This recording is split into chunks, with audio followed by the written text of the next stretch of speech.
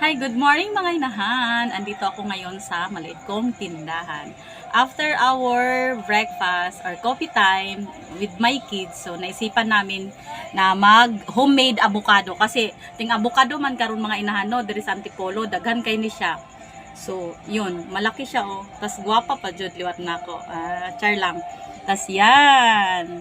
Duha ra na ka avocado akong gigamit mga inahan. Tapos, ako na siyang gi-blend. Kailangan inani ang mixtures mga inahan oh. Wala na siya buo. Tapos ito ang pangalawang ingredients. Cream condensada ang ginamit ko, 2 in 1, 450 ml. Tapos nilagay ko to sa ref overnight. Ayan. Para tipid siya, kaya cream condensada ang ginamit ko. Krema tas kondensada mix 2 in 1. So yun. Ito na siya. Non-mixer ko siya para mag-double size, no? Kanina ko pa yan siya ni-mixer. So, dalawang ingredients lang, mga inahan, ang magawa ng homemade avocado ice cream. Tapos, yung iba, cut-cut ko kasi pang toppings. Ayan. So, ganito na tayo mga inahan kasi tapos na siya. I-mix na natin. Tapos, pag na-mix na siya, ibabad siya sa ref ng 4 to 6 hours. Ayan.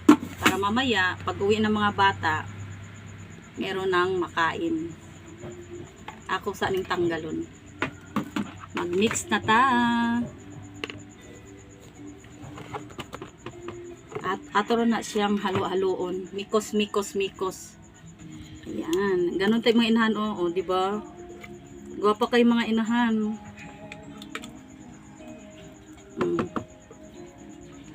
Ato nang i-ref to 4 to 6 hours. Ice cream na siya. O, diba? Dami. Dako kayo naggamit ng mga container sa ice cream. No? Wala na muna siya ginatapon kasi gamit na siya.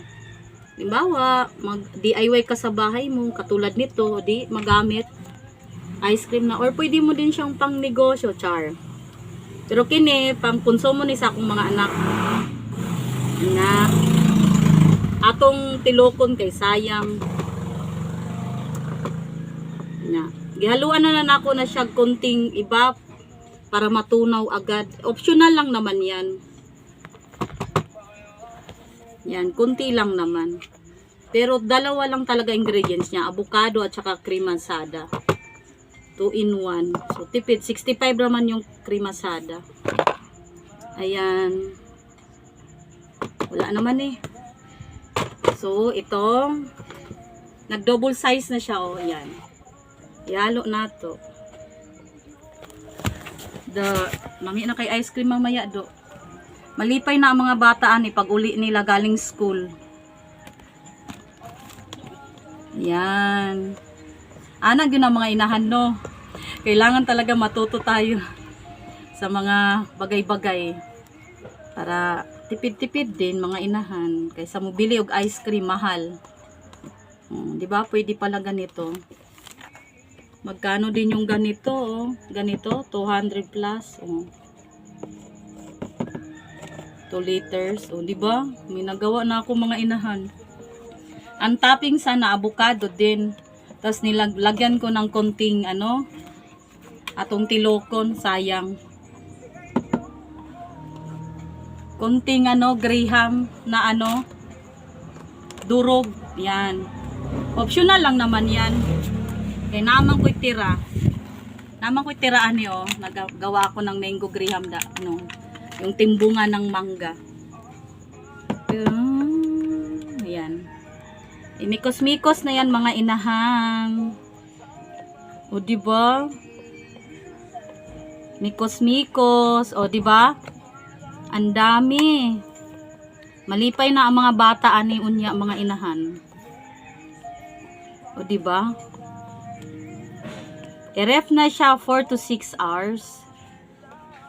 Yan. Nanay ice cream ang mga bata unya, mga inahan. Yan, no. Unya na nanako ni siya lagyan pag ng toppings pag